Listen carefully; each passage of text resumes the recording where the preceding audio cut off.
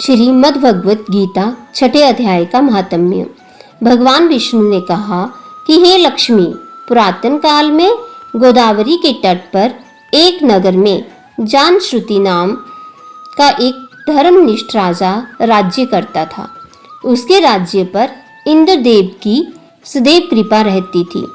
एक दिन हंसों का एक झुंड उड़ता हुआ उसके राज्य में उस समय आ निकला जब वह अपने महल की छत पर टहल रहा था।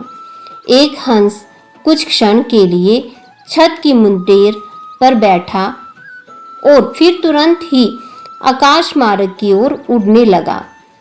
हंस के इस उतावलेपन को देखकर राज्य के पंडितों और ज्ञानियों ने कहा कि हे हंस, क्या तू हमारे राजा जानश्रुति के तप और भगवत भक्ति को नहीं जानता, जो उनसे पहले ही स्वर्ग जाने के लिए उतावला हो रहा है।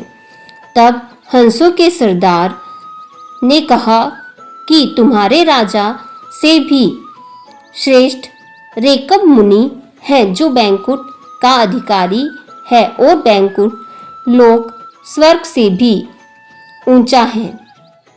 राजा तुरंत रथ पर सवार होकर मुनि की खोज में निकल पड़ा। सर्वप्रथम राजा ने काशी पहुंचकर गंगा में स्नान किया, फिर लोगों से रेकब मुनि के विषय में पूछा। इस पर सबने अनभिज्ञता जाहिर की। राजा जानश्रुति ने सारथी को अन्य दिशाओं की ओर चलने का आदेश दिया। अंततः जब राजा बद्रीनाथ गया तो राजा का रथ वहां से आगे नहीं बढ़ा। राजा को बड़ा आश्चर्य हुआ। वह मन में विचारने लगा कि मैं लगभग संपूर्ण धरती की प्रदक्षिणा कर चुका हूँ, मगर मेरा रथ कहीं भी नहीं रुका। यहाँ मेरा रथ काफी प्रयास के पश्चात भी आगे नहीं बढ़ रहा है। ऐसा प्रतीत होता है कि यहाँ अवश्य ही कोई पुण्य आत्मा रहती है। मन में ये विचार आते ही राजा रथ से उतरकर पैदल ही आगे चल पड़ा। कुछ दूर तक चलने के बाद राजा ने देखा कि एक ऊंचे पर्वत की गुफा में एक मुनि ध्यान अवस्था में बैठा है। उसके तेज से वहाँ काफी प्रकाश हो रहा है। ऐसा लगता है जैसे साक्षात भगवान सूर्य स्वयं अपना प्रकाश वहाँ बिखेर रहे हों।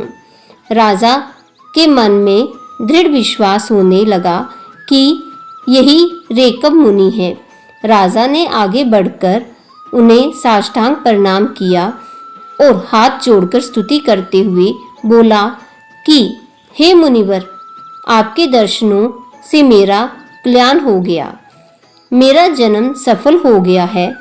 मुझे दर्शन देकर आपने मेरे जन्म जन्मांतर के पाप नष्ट कर दिए हैं। राजा के ऐसे वचन सुनकर रेकब मुनि ने कहा कि हे राजन, तू धर्मावतार और पुण्य आत्मा है। तब राजा ने मुनि से पूछा कि हे श्रेष्ठ मुनि, आपके तेज का रहस्य क्या है? इस पर मुनि ने कहा कि हे राजन, मैं तो एक मामूली जटाधारी साधु हूँ। यहाँ जो प्रकाश तू देख रहा है वह तो श्रीमद् भगवत गीता के छठे अध्याय के पाठ का परिणाम है। मैं नित्य स्नान आदि से निवृत्त होकर गीता के छठे अध्याय का पाठ करता हूँ। सुनकर राजा ने उन्हें प्रणाम किया और अपने राज्य की ओर प्रस्थान किया। नगर पहुंचकर राजा ने अपना राज्य पुत्र को सौंपा और स्वयं वन में ध्यान मग्न होकर गीता के छठे अध्याय का नित्य पाठ करने लगा।